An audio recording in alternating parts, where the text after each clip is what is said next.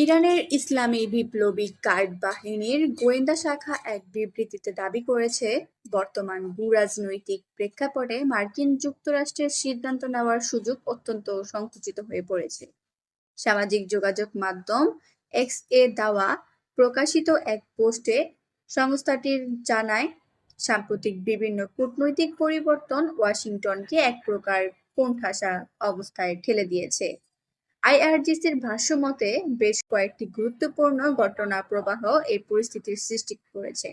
এর মধ্যে রয়েছে যুক্তরাষ্ট্রের নৌ অবরোধ প্রত্যাহারের বিষয়ে তেহরানের বেঁধে দেওয়া 1 মাসের আলটিমেটাম এবং ওয়াশিংটনের প্রতি রাশিয়া, চীন ও ইউরোপীয় দেশগুলোর পরিবর্তিত কঠোর অবস্থান।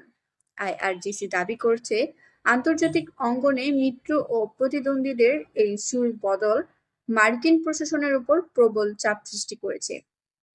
বিবৃতিতে স্পষ্টভাবে বলা হয়েছে, বর্তমান প্রেক্ষাপটকে বিশ্লেষণ করলে একটি বিষয় প্রতীয়মান হয় যে মার্কিন প্রেসিডেন্ট ডোনাল্ড ট্রাম্পকে এখন দুটি কঠিন বিকল্পের মধ্য থেকে যে কোনো একটি বেছে নিতে হবে।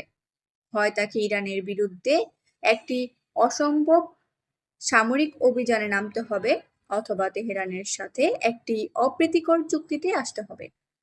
এই পরিস্থিতির বর্ণনা দিতে গিয়ে আইআরজিসির উল্লেখ করেছে, যুক্তরাষ্ট্রের সামনে সিদ্ধান্ত গ্রহণের পথ এখন সরু হয়ে এসেছে।